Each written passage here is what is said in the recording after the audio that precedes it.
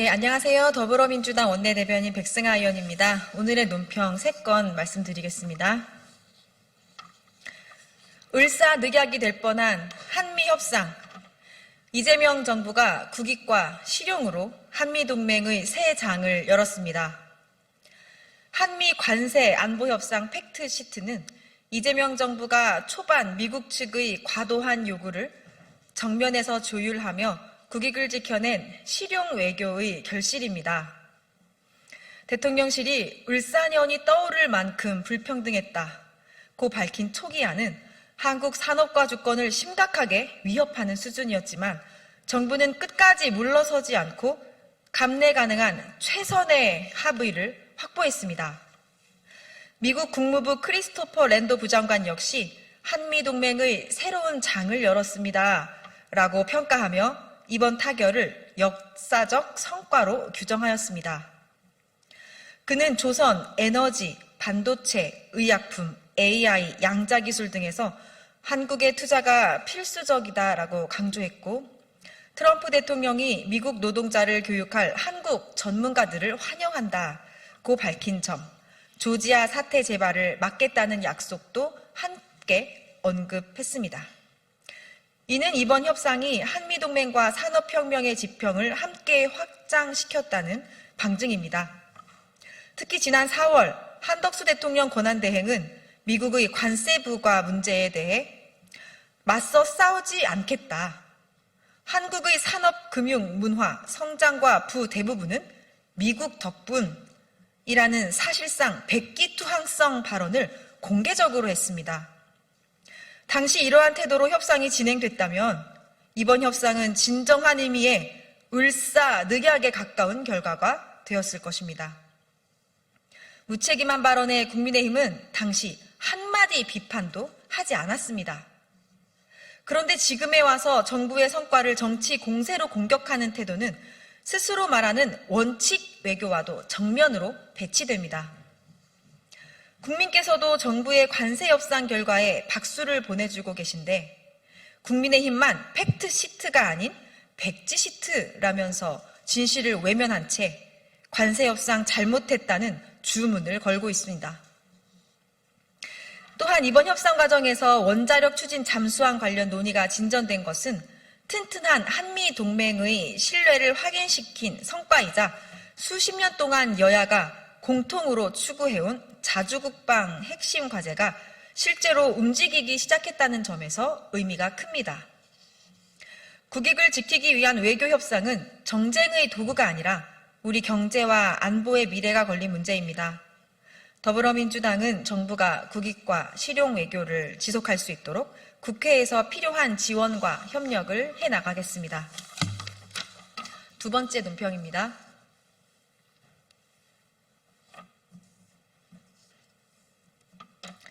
출퇴근용 한강버스 또 사고로 중단. 오세훈 시장의 전시 행정에 시민 안전을 담보로 삼을 것입니까? 어제 잠실 선착장 인근에서 또다시 한강버스가 강바닥에 걸려 멈춰섰습니다. 승객 80여 명이 어둠 속에서 1시간 넘게 대기해야 했고 결국 일부 구간 운항이 중단되었습니다.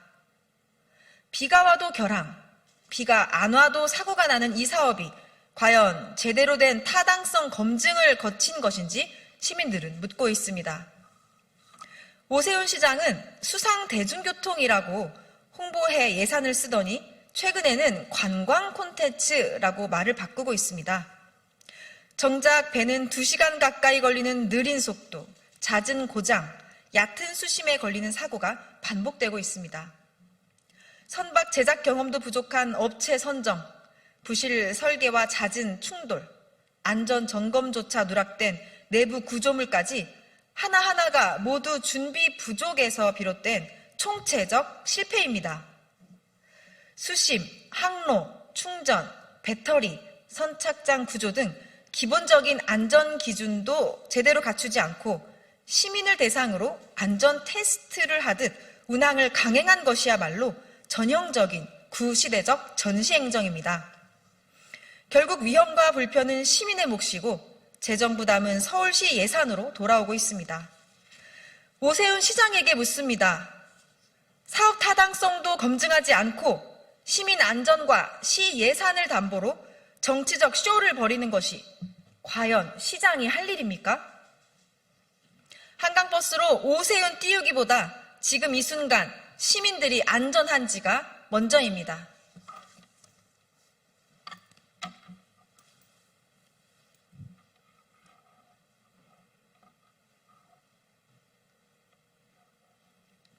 세 번째 브리핑 하겠습니다. 스스로 주장해온 배임죄 개편을 이제와 반대하다니 국민의힘은 집단 기억 상실증이라도 걸린 겁니까? 경제계의 오랜 수건이자 꾸준히 제기돼온 배임죄 개편 논의를 두고 국민의힘이 갑자기 이재명 대통령 방탄입법이라는 왜곡된 프레임을 씌우고 있습니다.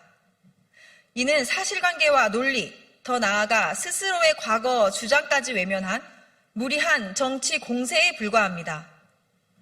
군사 독재 시기 기업 통제 수단으로 악용된 제도를 개선해 경제 활성화를 뒷받침하고자 하는 취지를 왜곡해서는 안 됩니다.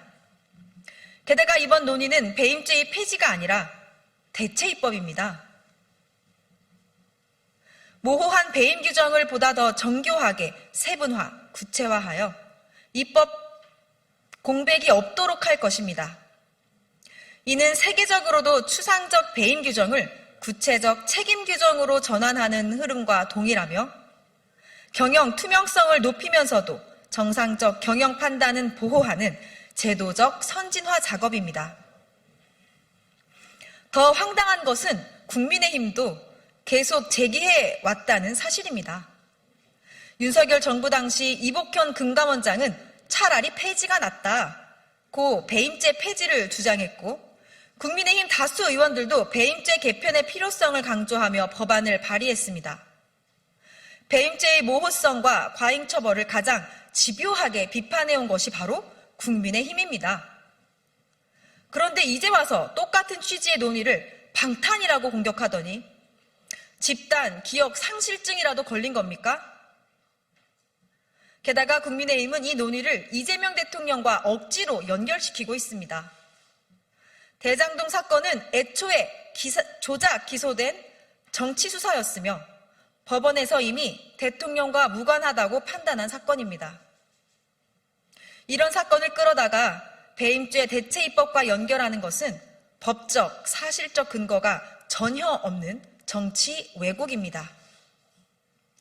이번 배임죄 대체 입법은 누구를 위한 방탄이 아니라 기업과 투자자, 국민 모두의 예측 가능성을 높이고 책임 규율을 강화하는 정상적이고 필수적인 법제 정비입니다. 국민의힘은 이제라도 자신들이 과거에 했던 말을 기억하고 국민을 현혹시키는 억지 프레임 전술을 멈추기 바랍니다. 이상입니다.